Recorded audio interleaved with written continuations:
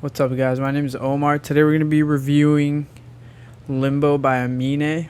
We're going to be doing a production review analysis. I don't know what this is going to turn out to be, but we're going to be focusing here on the production behind Limbo by Aminé. The reason I chose this project is because I feel like it was going to have a variety of different production styles.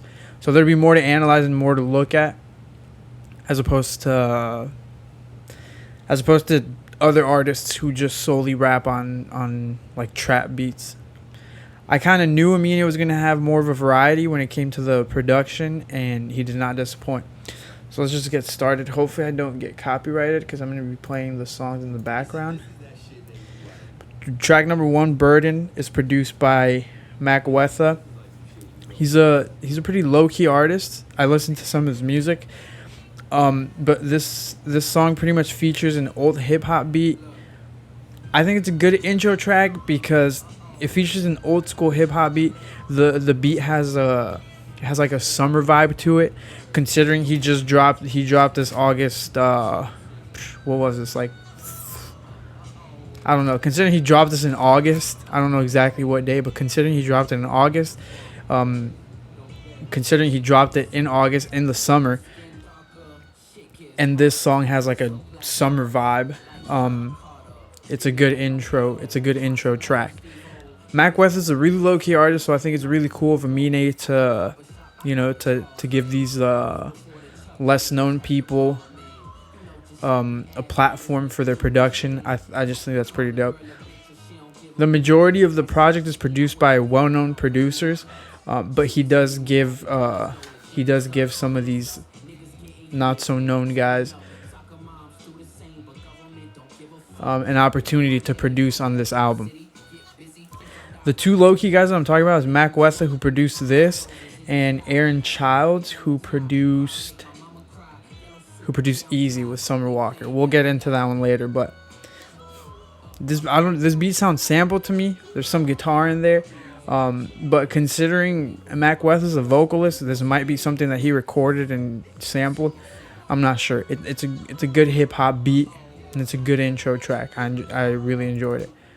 Woodlawn, which is probably one of the more like hype songs on this project, is produced by Young Lan, James Maddox, and Greg Sekaris. Young Lan is produced for Fetty Wap, Lil Uzi, 6ix9ine, Roddy Ricch. This guy has a good track record. James Maddox is a producer from France. He's worked with Jackboy and Moneyman. Jackboy is a rapper from Florida. Moneyman, I'm not sure where he's from. Greg Sekaris is a producer and musician from New York. Considering Greg Sekaris is a musician, I'm gonna go ahead and speculate that he made the flute loop that you hear throughout the beat, and Young Lan and James Maddox threw the drums on there. These types of beats are in right now. These flute beats, these flute trap beats are in right now. So it's a good beat. The flute melody is super catchy. I caught myself just whistling it throughout the day after I heard the song. So yeah, the song goes hard. There's no denying. Moving on to Kobe, which is the third track. This is produced by Apask. The guy's real name is Irving Mejia. I might refer to him as Irving Mejia on accident just because it's easier to say for me than Apask. This guy works a lot with Aminé. If you look at the songs he's produced on Genius, the majority of them are with Aminé. So I'm assuming they're just friends and they both kind of came up together. On this track, all he does is play some keys over a dude talking about Kobe's death. That's pretty much it. There's not much to analyze there. Roots is produced by Parker Corey. This guy is a producer who is part of a hip-hop group called Injury Reserve. It's produced by Parker Corey and Apask. This beat, I'm not a big fan of these type of songs just because they're more mellow. I'm more a fan of faster pace, like more trap stuff. But yeah, this beat features like Mac DeMarco type synth, keys, Rhodes, organs, pads, the heavy acoustic drums that you hear. Overall it's a chill. It has a chill vibe. Has a chill melody. The song for sure consists of more than 20 tracks. Like, because you just hear so many different elements. It's complex, but they made it work. Cause like nothing is it's not too in your face. It's a chill beat. Yeah, I'm personally not a big fan of that song. The beat is good. They made it. It's complex, but it's good. Sometimes you have beats that are complex, but that are just like unbearable. This one's bearable. Can't decide. This is probably my favorite song off the project. Produced by T Minus. T Minus has a great fucking track record. I didn't know who the guy was prior to doing this analysis, but he has a ton of great songs. He produced Swimming Pools. Produced The Motto for Drake. Middle Child by J. Cole, The London, among other very popular songs. So he's behind a lot of popular songs. This song, Can't Decide, consists of a guitar loop, this like wooden pluck sound, and some drums. Super simple. So it allows Amin to do whatever the fuck he wants lyrically. And for the chorus, which is about to come in right now, you'll notice that Aminé rides the chorus, which means he matches his voice. He makes his voice match the melody for the chorus. That's just a testament to how good the melody is, as you can hear here.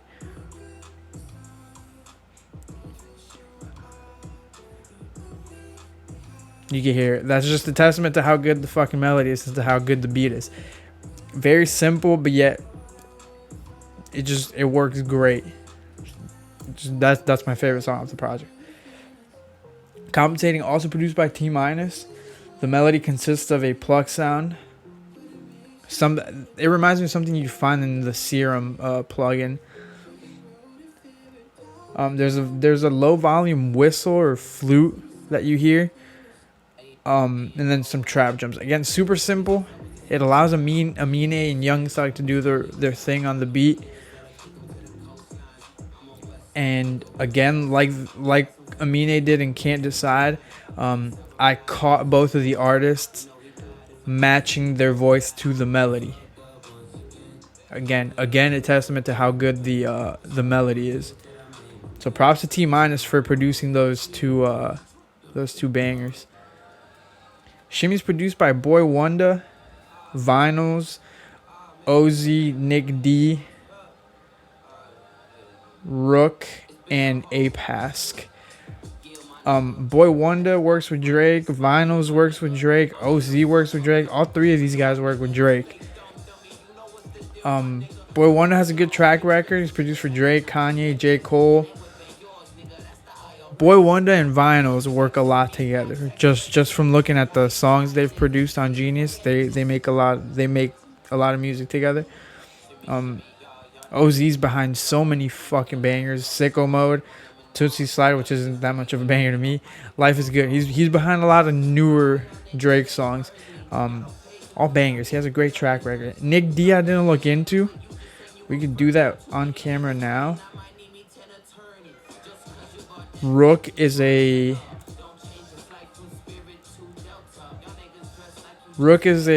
artist from Connecticut.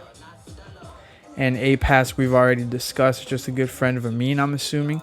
But Nick D I did not look into. Let's see. Oh, again, this guy has a pretty great track record.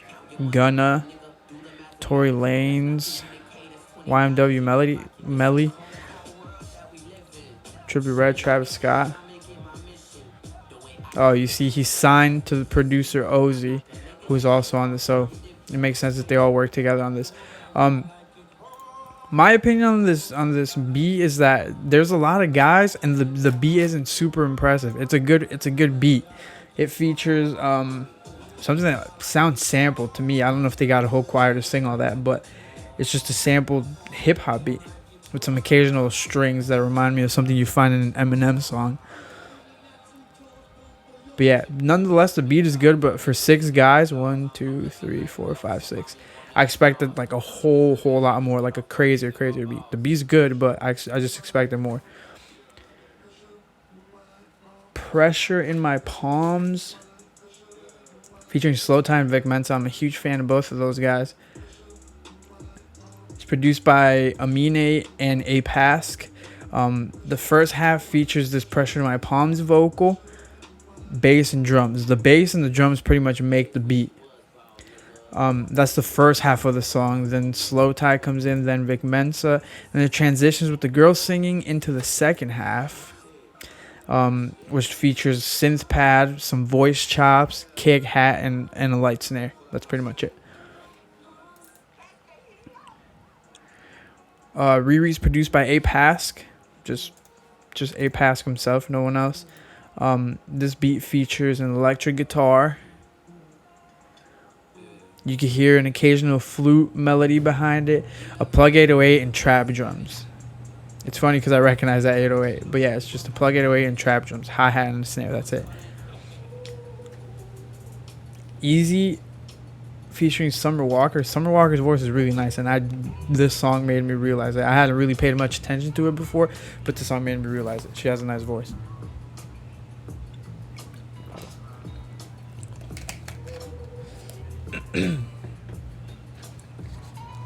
This song, Easy, is produced by P2J and Aaron Childs. P2J is produced for Doja Cat. He's worked with Gorillaz and Beyonce, so that's pretty impressive. Aaron Childs is a low-key artist. He has roughly 130,000 monthly listeners on Spotify, so I guess that's considered low-key in my opinion. But yeah, they just combine here to make a really chill beat. They have an acoustic bass, guitars, you can hear some synth pads, and like this weird Vox sound that comes in at the 1 minute mark. You hear wow, wow, an occasional organ. Mama's produced by Apask. I didn't know much about Apask, but this beat definitely tells me he's a musician. Like no, generic producer can make something like this. Like musically, this is great. This beat just features a piano with like a chorus effect, some lo-fi drums, and bass. That's pretty much it. I'm not a fan of these slower, mellower songs. Beck is produced by Aminé and Apask. Intro consists of bass, guitar, and like the synth trumpet. I don't know how to describe that sound, but that sound you just heard right there. The hook and the verse pretty much just incorporate that same thing. Some guitar chords and some synth keys, as you can hear right here.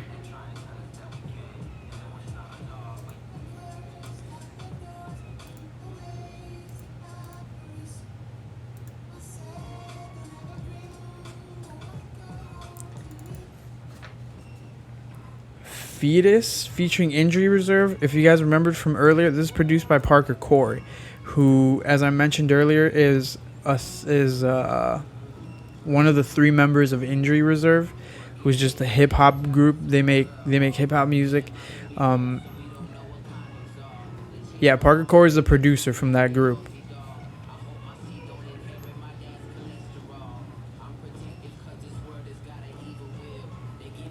I don't know how to describe the sounds behind this. I hear like a reverse melody in there, and I hear like what's playing now sounds sampled, and I hear some chords being played. The beat works. Like, I personally enjoy it. Out of all the mellow songs in this project, this is my favorite one just because of the beat. It's definitely in a minor scale, and you can hear some like filtered, heavy reverb drums in the back. I don't know how to describe it, but I fuck with that song heavily. My Reality is produced by Manish. I might not be saying that right. Manish, Boy Wonder, Vinyls, and Jahan Sweet. Jahan Sweet has worked with Eminem, has made beats for Eminem, Post Malone, and Drake. All these guys have worked for Drake before. And they just combine here to make like this mellowish Kanye type beat. The reason I say it's a Kanye type beat is because of this part here. That just sounds like Kanye right there. This is more of a, like, there's four guys working on this beat. This is more of what I expect, something a lot more complex. something that doesn't sound like it was made by one person. I feel like Shimmy sounds like it could have been made by just one person. This sounds a lot more complex. It sounds like there's more stuff incorporated into it. But nonetheless, like, the production on this album is great. It seems like Amin really took his time putting all this together. And I like that he teamed up with some very known producers, such as T Minus. These guys like Boy Wonder and Vinyls. And he also collaborated with some smaller low key guys. So yeah, Limbo. This is my first ever review of or production review and analysis of any project. And yeah, overall it was a good project. Production wise, it's a good project.